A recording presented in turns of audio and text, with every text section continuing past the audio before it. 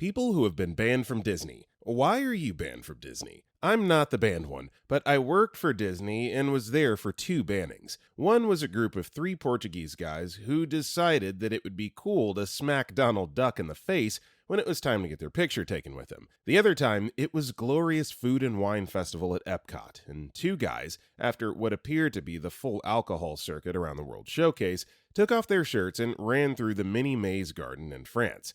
I guess that wasn't enough, so they started harassing Aurora, who was taking pictures with kids and trying to keep it cool. That's the only time I used my radio for an actual issue, and I wasn't quite sure what to say. Security responded surprisingly quickly, and the guys weren't very hard to corner because they had gone back to doing the maze and they wouldn't jump the mini bridges.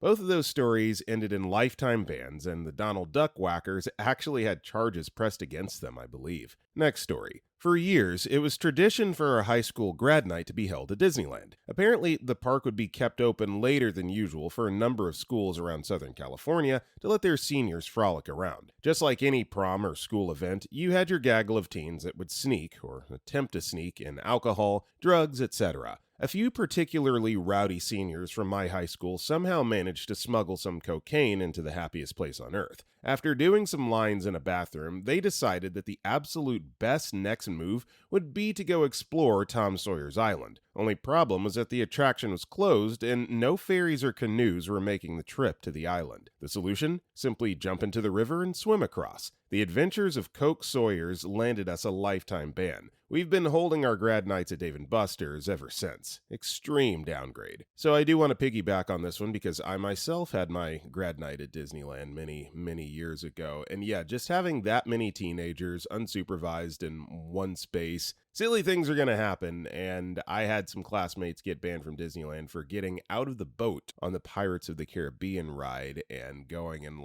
messing with the mannequins and stuff like that. They were caught pretty quickly, but yeah, just stupid stuff. Stupid stuff that teenagers do at grad night. Ugh. Next story. This happened in the 70s at Disneyland, California, as told by a friend of mine, who is an accountant for the park. That year, the whole band who marched in the parade intensely disliked the cast member who played Mickey Mouse. Apparently, he had real attitude and was a real diva. So, after Mickey started leading the parade down Main Street, he tripped hard and fell. So, the band members quickly started running past him, leaving him on the ground and angry. Parents and children started laughing to see Mickey trying to catch up with the running band so he could be in front again. When they were almost to an employees-only gated area, Mickey hauled off and started punching the tuba player, the leader of the coup, which ended up in an all-out legendary brawl. Next story. You're not really going to find many stories of bans because I've heard it's pretty rare, although I'm disturbed to see elsewhere in this thread the bans warranted by typical tame misbehavior. I see drunk people acting a fool often at Disney. Saw one girl in a dress squat to pee outside Italy during a busy night of food and wine festival, on the side of the main walkway with no underwear, and her friends grabbed her to her feet just in time. So I'll tell one story of my own near ban, the one that scared me straight, so to speak. I was really young and always felt invincible, fueled by a comfortable group of friends.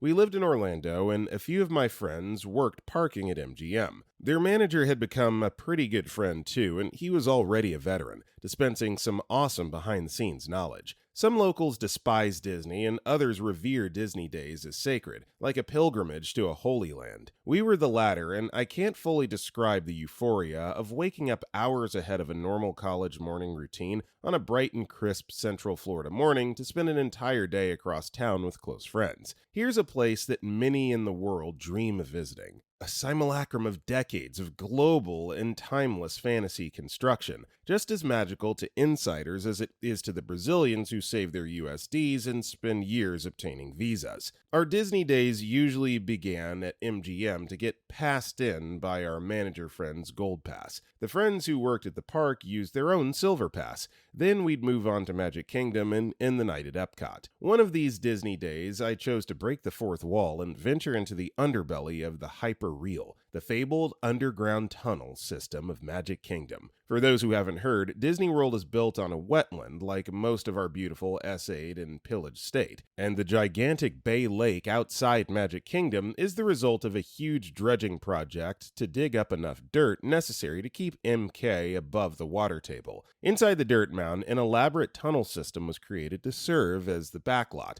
allowing for dressing rooms, food service, vehicle and personnel movement between areas, etc. My Disney-employed friends knew from their manager where some of the secret tunnel entrances were, and on this day, they casually pointed one out, knowing I was in a manic mood to mess around. It was a cartoonish wooden door that didn't seem functional, and it was in full view of a main walking path. Pull on the hinges, they said, so I did to see if it was legit. My friends' faces were just as surprised as mine when the door opened easily. The hinge was a doorknob, and the real hinges on the other side were concealed. I guess my friends were expecting me to shut the door at this point, because just as fast as it opened, I made the decision to slip inside and close it behind me. I heard them gasping, "No, no!" as it closed. Now I was inside a yellow-lit and completely quiet cement block room with a single steel door opposite me. Gone were the sounds of joyous capitalism. The fluorescent lighting, the soundtrack of the park's digestive system, was already all I could hear, and I was alone. I went straight for the door and opened it. A stairwell, like any buildings, except in Florida, it feels so counterintuitive to start on ground level and then descend. This is a state with no underground except in cemeteries. I counted the levels as a breadcrumb trail in my mind. 1, 2, 3. There were no other options but to exit the stairwell at the bottom through another door. Easier than I thought. Now I was in a narrow hallway. I walked to the very end, only about 10 strides, and entered the main artery. This had to be it. I came in through a small spoke, but now I was in the hub, wide enough for vehicles. I kept walking and looking for the next spoke to slip into, but only found dead ends and locked doors.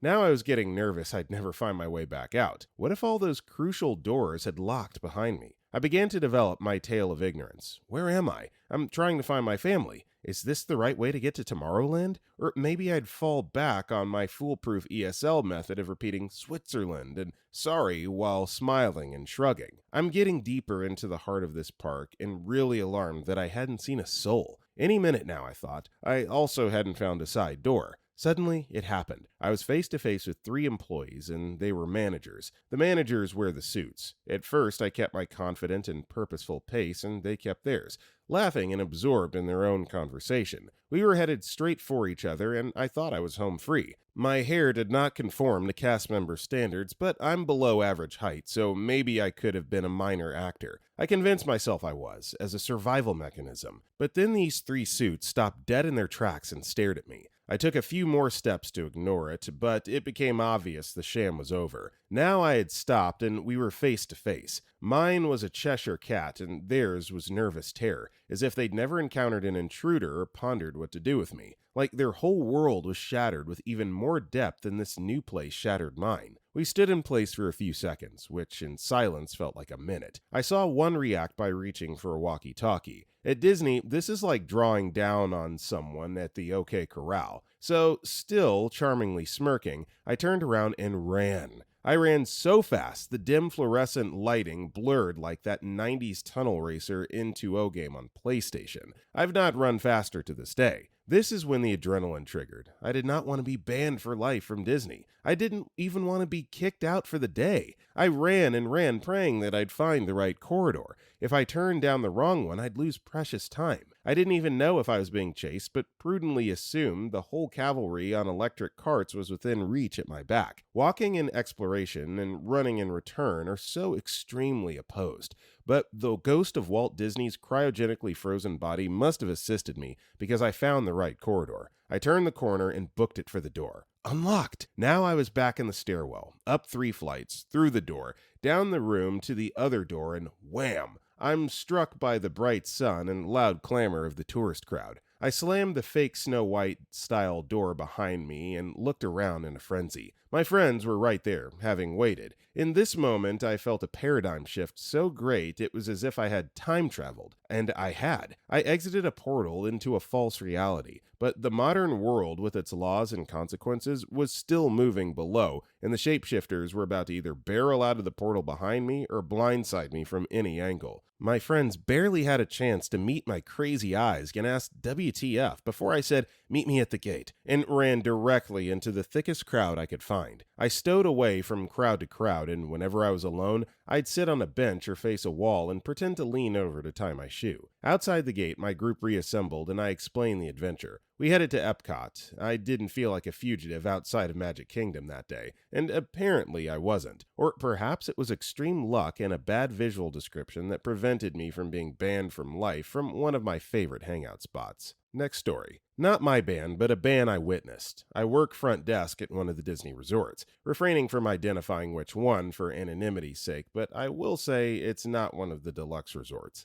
A little over a month ago, a teenage girl came up to one of our lobby greeters sobbing and said she needed to speak to a manager. The greeter tried to talk to her, but she insisted upon talking to a manager. Two of our managers took the girl into this side room that we usually use to diffuse situations with loud, unruly guests who insist upon screaming and cursing about their stays. They could tell she was really upset. Next thing you know, Disney security shows up. Orange County Police shows up. Department of Children and Families representative shows up. Long story short, the girl had some form of mental disability. We were never given the specifics, but from the description of the situation, it was assumed to be autism. She got into an argument with her dad in the room. Only two of them were traveling together. He was raging drunk, and he completely decked her in the face, like full-on punch. She freaked out, ran out of the room, and came up to the desk, putting us where we're at in the story now. Dad eventually comes down to the desk. Police take him outside for questioning while they keep the girl in the other room, behind a locked door. At that point, it was time for me to go home, but found out a few days later at my next shift that the girl's mom was out of state, was called about the situation. Disney arranged to have the girl flown home the next day.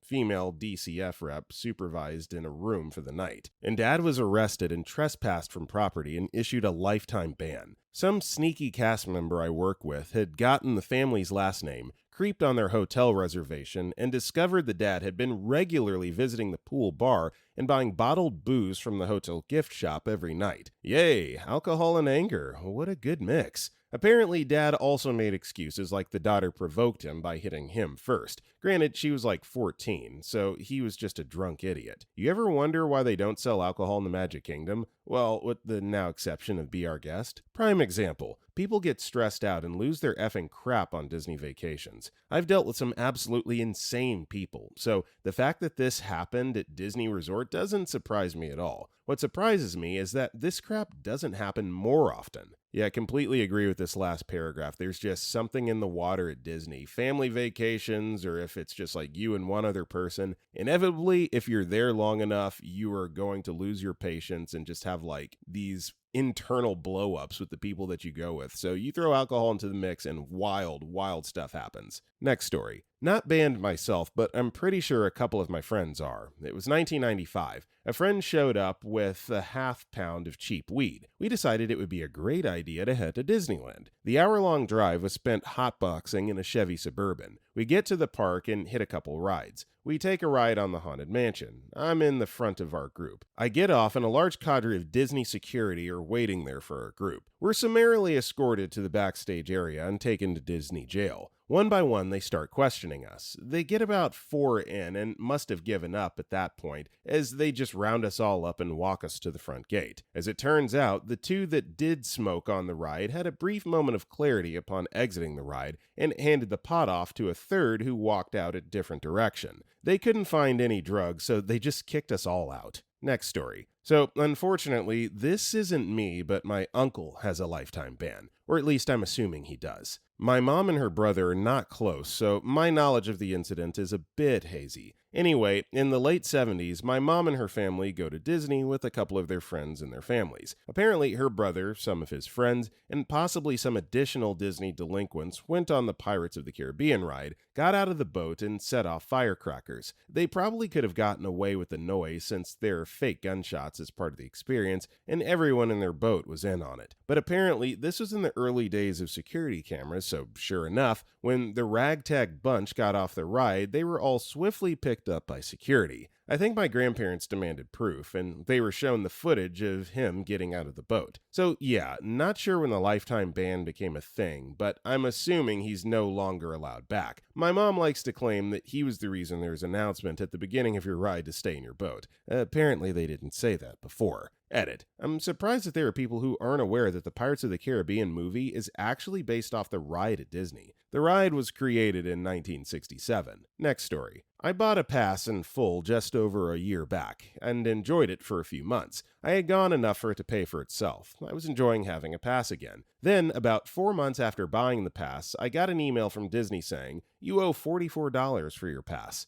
I was confused because I paid for it in full at the park. I basically told them, "No, I don't. I paid for it in full. I have proof." They answered back saying that I didn't, and that I needed to pay for the pass if I wanted to be allowed in the park. I sent them proof that I paid for it in full, and they didn't respond. About a month later, I get another email, this time saying I owed $88 for my pass. I said, "No, I sent you proof that I paid for the pass. Stop harassing me." They didn't like that and said, "You need to pay the $88 or you're never going to be allowed back in the parks." I refused to pay more money, and a month later, they sent me another email saying I owed $132. I refused to pay again and sent them the same proof of payment. They said, "You are no longer allowed in the parks. You're still required to pay the rest of the money owed for the pass. If you refuse to pay for the pass, we will send a third-party agency to collect the money." I basically said, "Bring it, a-holes." They never sent the third-party agency. It's fine. I've been to Disneyland enough for a lifetime. I grew up in SoCal, going to Disneyland 20 plus times a year. It was just a really weird experience. They were so unrelenting, even when I presented proof of purchase. They won't let me in the park, so now I go to Knott's, waiting for an email from them. Would it have not have just been easier to pay the $44 and then dispute the charges? I don't know. I get the stubbornness, but this also wasn't maybe a battle worth picking, but I guess if you've had your fill of Disney for a lifetime, yeah, who cares? Knott's isn't bad either. Next story. I'm a little late to the party, but I figured I'd tell my story. In the summer of 2011, my best friend invited me to go to Disneyland with his family. This was a yearly tradition for his family, and this was the third time I had been asked. The difference was that this time was special because it was likely the last time we would go because we were both leaving town for college and would likely skip the next family vacations. The first time we went was a fairly normal trip. We were sophomores in high school, becoming juniors, and we thought it would be funny to take pictures with as many characters as possible, making a pose where we gave 2 thumbs up and leaned in on either side of the character. The pictures were funny and posted all over Facebook, where we got a lot of likes. Not to be outdone by our past selves, we decided to take pictures with even more characters when we went next time. Except there was a twist. We both approached a few girlfriends of ours and asked if they had any orange softies. We both got a pair and created ridiculous orange outfits to wear around the park for the day. I had a duct tape orange hat,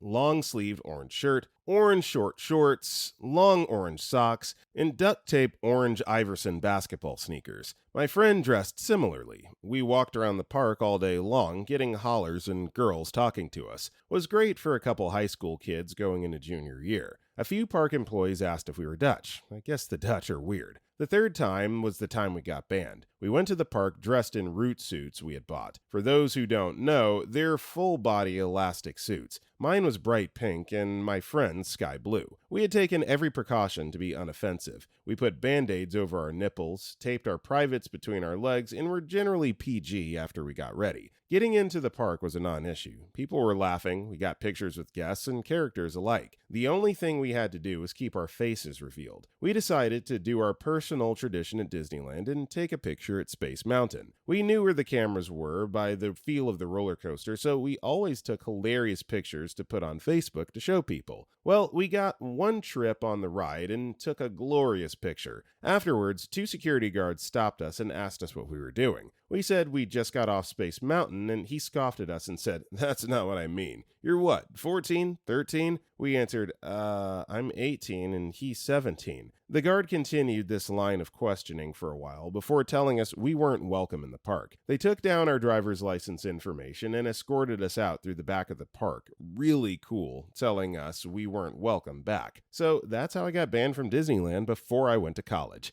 Edit. We were banned for the suits, not our age. We handed them our driver's license after they questioned us. It did happen, though. I'll try to find our picture on Space Mountain as proof. Next story. Not Disney, but a friend of mine got banned from SeaWorld for putting spicy peppers in the killer whale food. Apparently, the bucket of feeding fish was sitting in an open supply closet, and so he and some other kid had the bright idea to hide peppers, or something really spicy in the fish bucket. They got caught where they weren't supposed to be, and got taken away to the front desk, or whatever. No one checked the fish, so it was fed to the whales, and they in turn got really sick. A couple days later, he got a letter in the mail from SeaWorld saying he wasn't allowed back there. Heard this story as a school field trip was announced for SeaWorld, and my friend was worried he might not be able to go. He ended up going in the end. Yay. Yeah, so this one's not funny. You know, wearing silly outfits and getting banned, right? That's your own business, but when you start like harming animals at SeaWorld or any theme park for that matter, that's not okay, and lifetime ban definitely warranted. Next story. Not banned from Disney, but about 10 years ago, I got supposedly banned from Islands of Adventure. Me and 3 friends from work rented an RV and did a week-long road trip. It still ranks among our top trips ever. It was 2 guys and 2 girls. We were all just friends, although things did happen in good fun during the trip. We did a 2,000-mile circuit from Miami to the Smoky Mountains, to Nashville, to New Orleans, to Orlando, and back to Miami. We had a lot of drunken good times. We met lots of people, and we got to see and do a lot of cool stuff. We decided to go to Islands of Adventure in Orlando. It was the end of January when the kids were in school. It was midweek, and it was cold. The place was pretty much empty. There were no lines or anything. Bonus, they sold beer. We went through the entire park. We went on every ride, and we spent a small fortune on beer. Towards the end, we were lit and decided to go on the Hulk ride. We did that about 8 to 10 times in a row. It was a blast. We all noticed that at the very end of the ride, they would take a photo to sell at the end. The 2 girls got it in their head to flash their breasts at the camera. The problem was that they either did it too early or too late for it to be recorded for posterity. At the end, they just whipped off their shirts and bras for the entire ride. At the end of the last ride, we run off the ride to see the picture. It was blacked out. Instead, a couple of the ride operators met us, and security soon backed them up. They took our names, told us that it was a family place, and we had to leave. If we did not leave, they were going to have us arrested. They also told us never to come back. Fortunately, the 4 of us were the happy drunks, not the cop-slugging drunks, so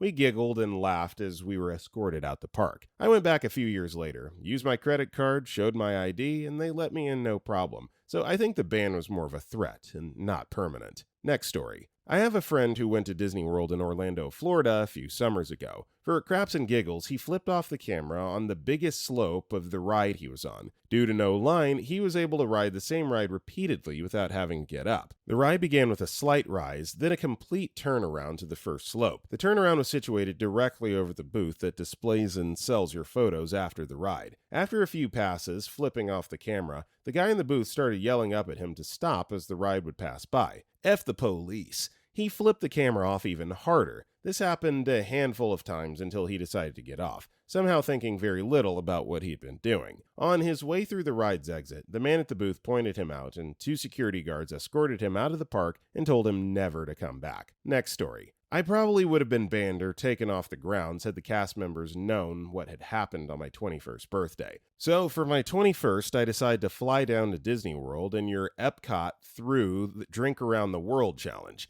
Looking back, I probably should have started with tequila at 11 a.m. and worn light clothing, 90 degrees in January. Anyways, I start pounding the drinks and running off to the next pavilion and mixed with all sorts of liquor and beer. By that time, it was around 1 p.m., and I think I'd made it to my 8th or ninth pavilion. I get the spins and go to the bathroom to puke and keep going on my journey. At that point, I realized I was in Disney World and drunk puking at 1 p.m. would corrupt the children, so I decided to sit on the toilet and browse Reddit. Only I didn't have any cell signal. So I fell asleep, and next thing I know, I have a woman calling my name, and I stumble out of the stall and realize I was asleep for half an hour. I meet my boyfriend outside, who had the most worried and angry look on his face because he thought I was dead. I have a great drunk pic of me waiting for the bus to take me back to the hotel. I'll upload it if anyone's interested. 10 out of 10. Would do again. Next story. Wasn't Disney. Rather, it was SeaWorld that banned me. I worked as a pedicabber. Pedicabs were large tricycles with a bench seat on the back, and for $1, we'd haul fatties around the park 2 at a time, or 3 hot chicks for free, but never if they had a BF. We wore shorts and t-shirts while every other staffer wore pants in the Florida summer. We were bronzed, muscular, every day was leg day, and had free reign in the park. No real boss except this 40-year-old GQ stoner who threw regular parties in his apartment outside the gates. We shared a locker room with the character cast. Shamu, dolphins, Ollie Octopus, crap like that. All summer we busted their balls, running into them with our bikes, oilfish, and the costume heads. So towards the end of the summer, we're all arguing over who had the tougher job, fatty cabbing or 100-plus degree costuming. We proposed a swap for the day, knowing that such shenanigans were worth the risk of being fired since school started in a week anyway. We donned costumes, and they clambered aboard the bikes. We could hardly contain ourselves as the group of us, maybe 5 or 6 guys, headed into the park incognito. We watched the guys struggle with shifting the bikes to get fatties up the hills, laughing our asses off. We got the brilliant idea to do an impromptu breakdance right in the effing middle of the entrance to the park where thousands of people were streaming through, kicking our fins up and lashing out at guys with our tentacles. Seeing Shamu pop and lock is quite funny. Then we spotted a group of local babes we knew who had snuck around us, and the game was on. We pushed and shoved each other as we ran after them, and of course what followed can only be described as a full-on aquatic furry essay. Fins on asses, dolphin humping, dolphins humping each other, the girls playing along. I think I remember Ollie getting some tentacle from one chick. As people stopped and stared and commented, we went to work on them too. We chased kids. Steve puked in his penguin head from the heat and from laughing so hard. I nosedived into a rain puddle and flopped about. Good times. Naturally, 10 minutes of this was all it took for security to find us. Still in costume, they told us we immediately had to get to the locker room to meet with our supervisor. We booked it, shed the costumes, and waited. When our supervisor showed up, we told him the cast guys had just come running in, throwing their costumes everywhere and taking off on our bikes while we were on break. Yeah, they sniffed the bullcrap after catching up with the cast guys, fired us all that day, and banned us forever. Of course I've been back. Asked one of the cast guys about the story. A year later, it was still legend. The pedicabs were gone, though. Next story. Longtime CM here. Most of the bans from Disney and Anaheim are because they've assaulted CMs, defaced property, or did something to endanger other guests. We also have this one guest. I'll call her Maddie. She has problems. She's chemically unbalanced, doesn't understand personal space, has a habit of breaking rides on purpose by standing up or throwing things out her vehicle, so we're forced to stop the ride. Has been known to stalk CMs, steals property from strollers, and is generally an all-around bad person. She keeps getting her pass taken away, only to have her deranged mom, who's a lawyer, keep getting it back for her. Now we're notified by security whenever she enters the park and is followed the entire time she's there. I've not even begun to scratch the surface on the crap she's done. Maddie has a file that's probably the size of a novel by now. In my personal experience with her, she's creepy, a perfect example of why parents should always be present if your child is mentally handicapped, and the only reason I've ever considered filing a restraining order on a guest. Next story. I'm not banned from Disney World, but here's my story on how I got fired from there. I was picking up a shift at the Grand Floridian Hotel in Orlando, Florida. I was in characters at the time after my stage show. The Jungle Book was canceled after only a year at the Animal Kingdom. I was working as Beast from Beauty and the Beast. The way character shifts work at the park is you typically have a 30-minute set followed by a 30-minute break as your back-to-back replaces you on stage, what Disney calls the guest access areas of the parks and hotels. The character meet and greets at GF are a little different. You only work around 2 hours but get paid for your 4-hour minimum. Disney's unions are pretty useful. As this was over my 8 hours in a 24-hour period, I was making overtime also. If memory serves me correctly, at GF,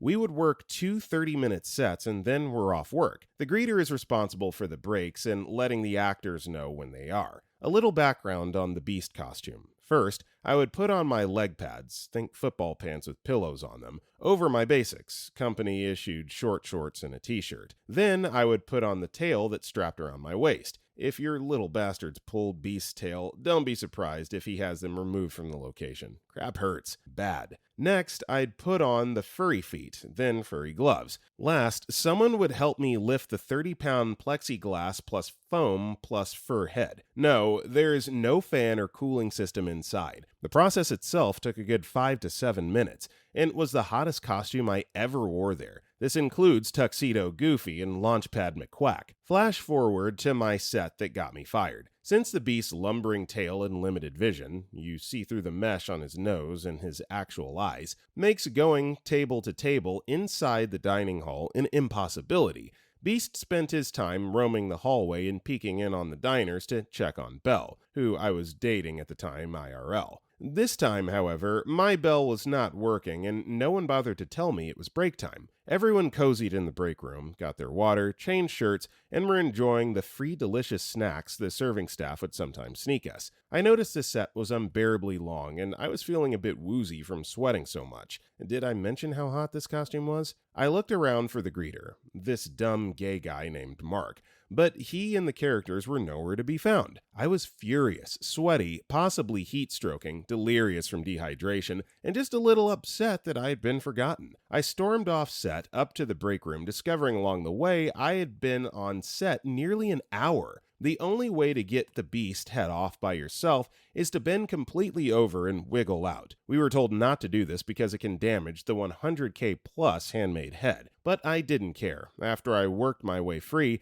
I lumbered with it toward the break room, only to run into Mark, who was stuffing his face with food and heading out for the next set. He laughingly asked me, "Where have you been?" I would like to say that my reply was cordial and I handled the situation diplomatically, but the reality is I launched into a profanity-fueled tirade about responsibility and how hot I was. Beast's head can reach 115 degrees indoors, and told him I would not be doing this set, that I was done for the day and went to the break room, forcing my way past him with this enormous head in tow. Now, it bears revealing that the head is nearly a good 3 feet across, and at 6'6", I occupy some space too. The corridor we were in was a scant 4 feet wide, and I wasn't waiting for him to press himself to the wall. The next day, I was called into the supervisor's office and asked my side of the story. I recanted exactly what happened, as I've done here. It seems Mark, rather than be a man and accept that he effed up, had run like the baby he is to management and complained I shoved him. In truth, the Beast shoved him. I never physically touched him. I was summarily fired for violating Disney's no violence policy and for verbally mistreating a fellow castmate. For the record, no homosexual insults were thrown. I'm not that guy.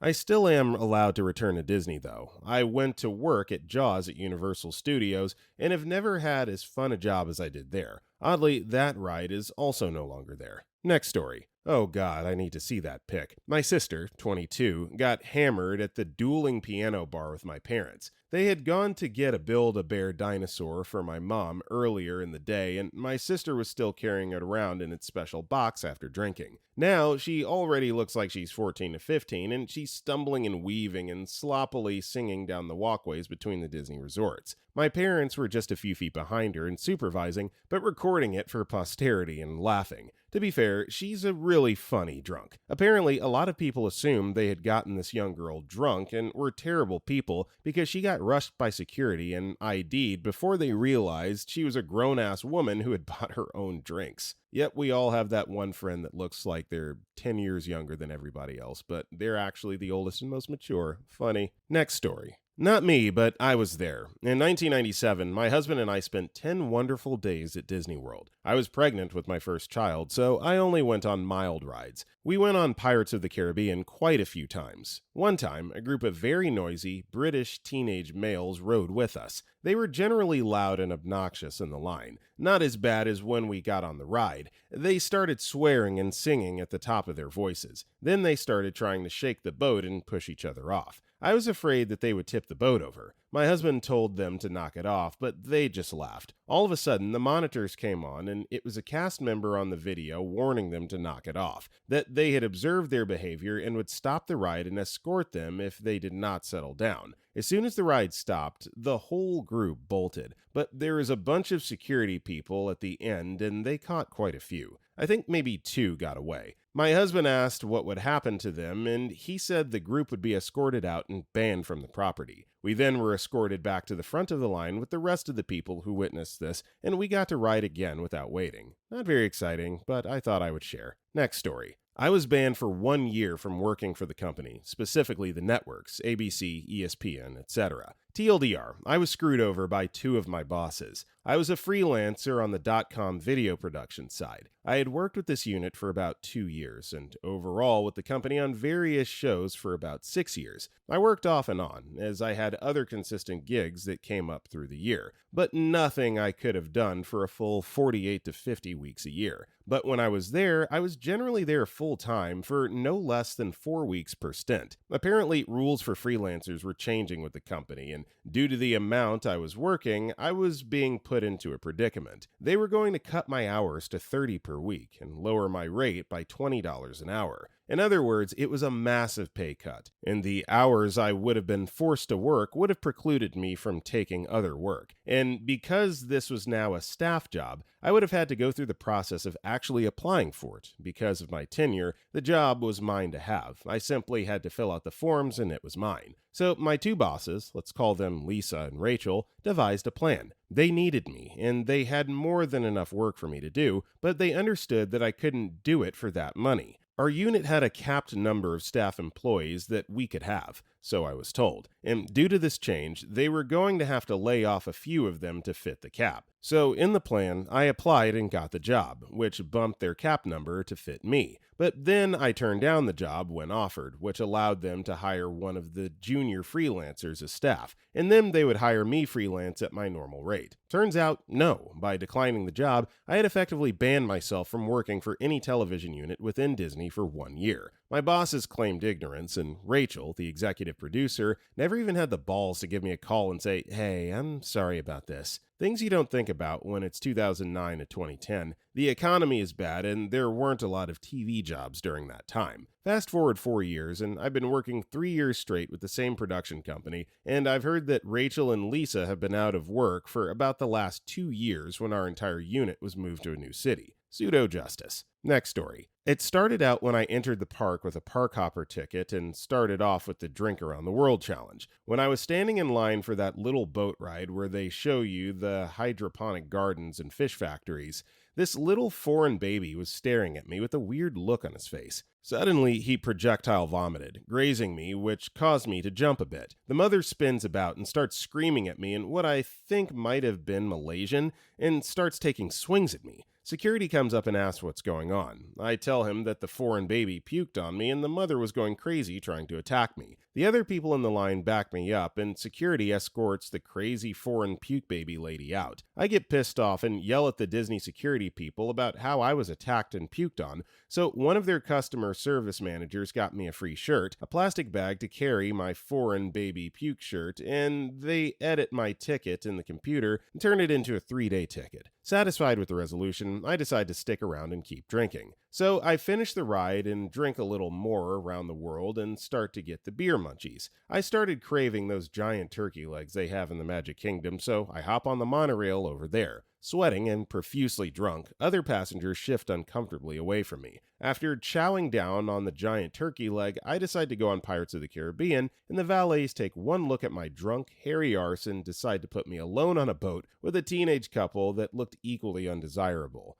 After the part where the dead men tell no tales and the little minor waterfall, all the beer and turkey meat churned and stirred within me, and I puked over the side of the boat. The couple jumped out of their seats to move several rows away from me, screaming. The ride halted and the lights all came on, and there was this command center window up there with a Disney worker yelling at us to stay seated during the ride. They yell at him that I puked on them. The ride proceeds, and I stagger out past the security guy who apprehends the teenage couple for standing up in the boat. I quickly scurry out before they can explain what happened. Then I got the feeling I was being watched, and everywhere I looked, there was some Disney Secret Service security guy with sunglasses and a wire in their ear watching me. Every time I thought I ditched one of them, I'd turn around the corner and there would be another one watching me from a hallway or balcony talking into his headset. I start freaking out and hop the monorail back to Epcot, also getting annoyed that there is no beer in Magic Kingdom. When I get to Epcot, the search for my drunken arse continues as I keep noticing Secret Service guys watching my every move. A few of the places that sell beer started to cut me off, so it became a race to find beer vendors with lines too short to be informed not to serve me. Luckily, they didn't seem to give a crap about Morocco, so I ordered half a dozen of those crappy orange juice and wine drinks for my friends and chugged those down. Again, a bad combination, and my belly starts to churn again. I stagger around the quiet little Japanese rock garden area with the bonsai trees and little waterfall bridge